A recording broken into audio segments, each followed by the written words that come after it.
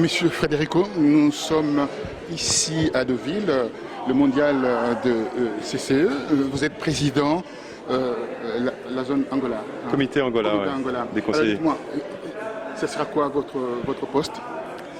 Mon poste, moi je suis un entrepreneur français présent en Angola depuis 26 ans bientôt, Oui. et je travaille dans l'agroalimentaire. Donc je dirige 3 sociétés familiales maintenant là-bas.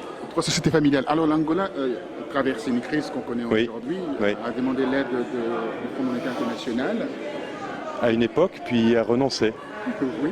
Oui. Alors, pourquoi a-t-il renoncé à cette aide de 4 milliards Elle a fait cette approche, s'est rapprochée du FMI au début de l'année, au moment où le baril avait continué à chuter et était en dessous de $28.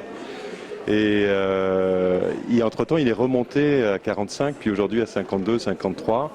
Donc on peut imaginer que cette nouvelle bouffée d'oxygène permet au gouvernement de considérer qu'il peut se passer pour l'instant des contraintes qu'un rapprochement avec le FMI représente. Est-ce que cette frustration qui existe là, et ça rimait au pétrole, à l'or noir, est-ce qu'on peut tenir avec cette économie?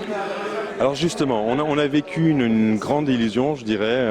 On parlait de l'Angola comme le nouvel Eldorado de l'Afrique il y a encore 3 ans.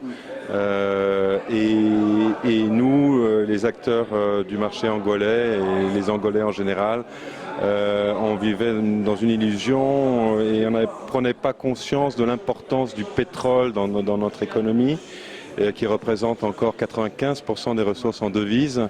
Donc on est complètement dépendant de ce monoproduit dont on ne contrôle pas du tout, on n'influence pas du tout le cours. Donc ça ne dépend pas de l'Angola.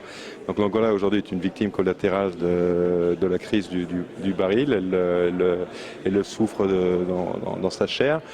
Et contrairement à la crise antérieure de 2009, qui avait duré beaucoup moins de temps, maintenant, je veux croire qu'on vit une crise qui nous ouvre de nouvelles opportunités, et notamment la prise de conscience qu'il faut diversifier l'économie. Alors, une nouvelle opportunité, on regarde l'Angola, c'est l'Eldorado, même s'il y a eu une crise pétrolière, c'est toujours l'Eldorado. Un pays de fort potentiel. Ouais. Tout à fait, absolument. Le président Eduardo Santos travaille pour, d'ailleurs, aujourd'hui, il a encore plébiscité pour les années à venir. Mais le logement poserait un problème aujourd'hui. Il y a des logements vides, il a construit à Touva. Il y avait des logements vides. C'était sa promesse électorale, c'est une des promesses électorales aux élections antérieures. Et effectivement, ils ont construit des dizaines, voire des centaines de milliers de logements. On en a parlé, c'était polémique parce qu'effectivement, il y avait une ville satellite de Luanda qui était vide et c'était impressionnant pendant plus d'1 an, mais aujourd'hui, elle est occupée. Et malgré cet effort, il y a encore beaucoup à faire dans le secteur du logement, dans le secteur des infrastructures en général. Et il reste beaucoup à faire. Et nous, les entrepreneurs français en Angola, les membres du comité Angola des conseillers du commerce extérieur, on croit tous à l'avenir de ce beau pays. Pour terminer, une question concernant la ville. La ville de Luanda est extrêmement chère, Oui.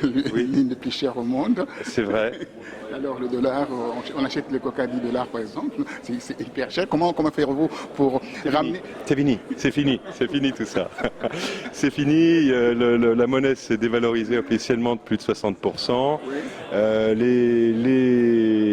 Les expatriés qui ont accès à la devise, contrairement à la plupart d'entre nous, bénéficient aujourd'hui d'un gap entre le marché officiel, le taux officiel de 170 pour $1 à 550 pour ce même dollar au marché parallèle. Donc c'est devenu une ville très bon marché pour les expatriés, pour certains expatriés aujourd'hui. Merci à vous, merci infiniment. Merci à vous, merci.